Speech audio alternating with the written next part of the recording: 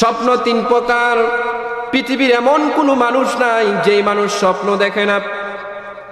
এক নাম্বার স্বপ্ন হলো স্বপ্নে খেয়ালে, দুই নাম্বার স্বপ্ন হলো স্বপ্নে শয়তানি, তিন নাম্বার স্বপ্ন হলো স্বপ্নে রহমানি।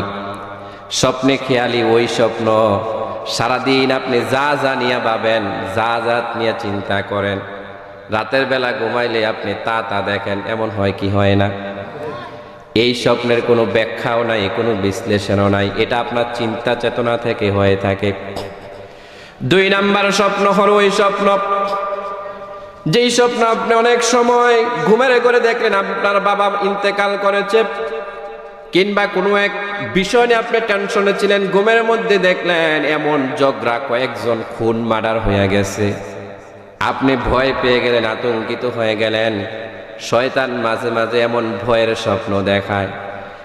এই জাতীয় স্বপ্ন যারা দেখে কারো কাছে স্বপ্ন বলতে নাই, কারণ স্বপ্নের তাদবীর যারা না জানে, ব্যাখ্যা যদি না জানে, উল্টা পাল্টা তাদবীর করে দিলে আপনার উল্টা পাল্টা ঘটনা ঘটে যাবে।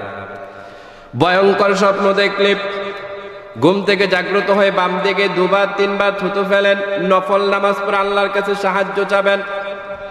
স্বপ্ন একটা সিরিয়াস ব্যাপার ভাই, স্বপ্ন একটা জাগ্রত বিষয়। স্বপ্নের ঘরে আমাদের যুবক যারা আছেন মাঝে মধ্যে এমন এমন ঘটনাও ঘটে যায়, গোসলের কাজ লাগে, কথা বলেন ঠিক কিনা? তাহলে স্বপ্নটা আপনি কোন দিক দিয়ে মিথ্যা বলবেন? আপনি কোন দিক দিয়ে স্বপ্নটাকে ছোট করবেন? কোন দিক দিয়ে স্বপ্নকে আপনি ছেড়ে দিবেন? এজন্য স্বপ্নের মধ্যে আল্লাহ রাব্বুল আলামিন এজন্য বলেছেন স্বপ্নে রহমানি।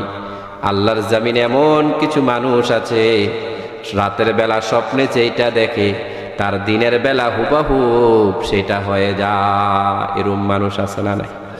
এখন কম, এখন কম, কিন্তু নবীরা যেটা দেখতেন এটা হুবহুব হয়ে যেত। এইভাবে আল্লাহর হাবিবের কাছে ওহী আসা শুরু করে দিল।